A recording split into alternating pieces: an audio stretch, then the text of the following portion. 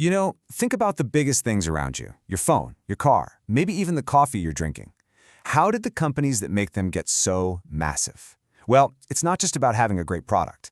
It's about a revolutionary legal and financial idea that completely reshaped our world. And that idea is the joint stock company.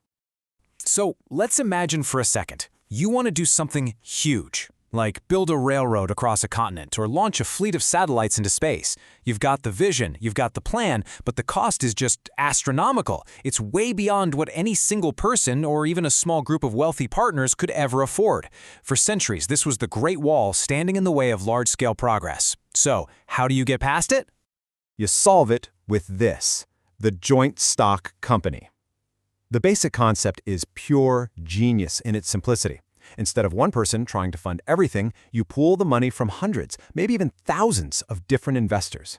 Each person who invests owns a tiny piece of the company, that's a share or stock, and in return, they get a proportional slice of any profits.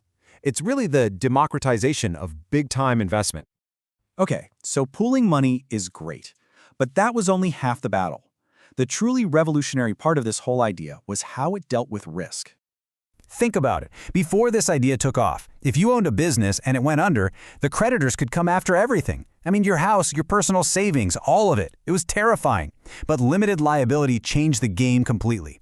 As a shareholder, the absolute most you can lose is the money you put in to buy the shares. Your personal assets are safe, protected by a legal firewall. And this single innovation, man, it was the catalyst that just unleashed a tidal wave of investment. So how is that even possible? It's because the joint stock company creates something we now call a corporation, which is, in the eyes of the law, an artificial person. I know it sounds weird, but think of it like that. It's a separate legal entity. It can own property, it can sign contracts, and it can even live on long after its original founders are gone. This brilliant legal fiction is the mechanism that separates the company's debts from the owner's personal bank accounts. Okay, so we have this powerful idea. But how do you actually build one of these corporate machines? Let's take a look under the hood at the mechanics. It's basically a three-step journey to go from an idea to a full-fledged legal entity. First, there's formation. That's where you lay out the blueprint. Then comes incorporation, which is the big moment that artificial person is legally born. And finally, you have registration, where the company is formally recognized by the government and is officially ready to do business in the real world. And all of this is made possible by two foundational documents. The best way to think about it is like this. The Articles of Association are the company's internal DNA. They set all the rules for how it runs itself: director duties, shareholder rights, all that stuff. Then you have the Memorandum of Association. That's like its passport.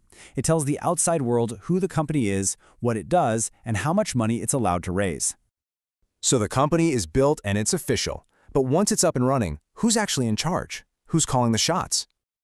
Well, the power structure is actually split between two key groups. First, you've got the shareholders, and let's be clear, they are the actual owners of the company. Their ultimate power comes from their voting rights, but they don't run things day to day.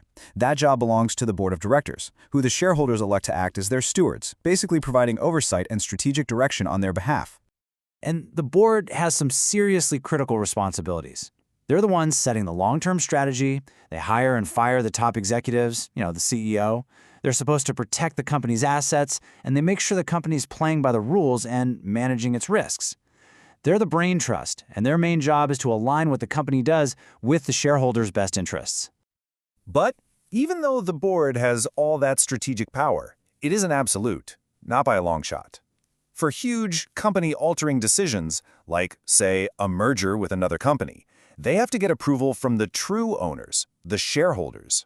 The proposal gets put to a vote, and if enough shareholders say yes, the deal goes through. It's really the democratic heart of how these companies are governed. All right, now for the final piece of the puzzle. The money. How does a joint stock company actually raise all this capital and, create value for all those investors? It all comes back to stock. Remember, a share of stock is just a tiny piece of ownership, what the financial world calls equity. But here's the crucial part. These shares are transferable. You can buy them and you can sell them, ideally pretty easily.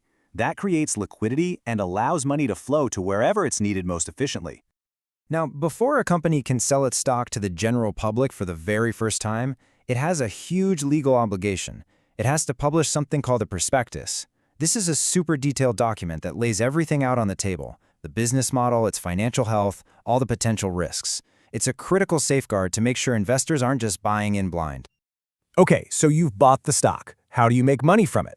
Well, one of the most direct ways is through dividends. When the company makes a profit, it can decide to distribute some of those earnings directly back to its shareholders. It might seem like a small amount per share, but it's a real, direct cash return on your investment. And this creates a fundamental choice for the company's leadership. What do they do with the profits? Do they pay them out to investors as dividends right now? Or do they reinvest that money back into the business to fuel future growth, hoping to make the whole company, and therefore its stock, way more valuable down the road? It's a constant balancing act. And where does all this buying and selling of stock actually happen? On a stock exchange. This is the organized, regulated marketplace that makes the entire system work. It provides the infrastructure for ownership to change hands seamlessly, and it's where prices are set by the simple forces of supply and demand. So there's no doubt the joint stock company has fueled centuries of incredible innovation and growth. It literally built the modern world. But that powerful idea of limited liability, it leaves us with a really critical question. When you separate risk from ownership, who ends up bearing the cost when things go wrong? And that's the tough moral trade-off that sits right at the heart of our modern economy.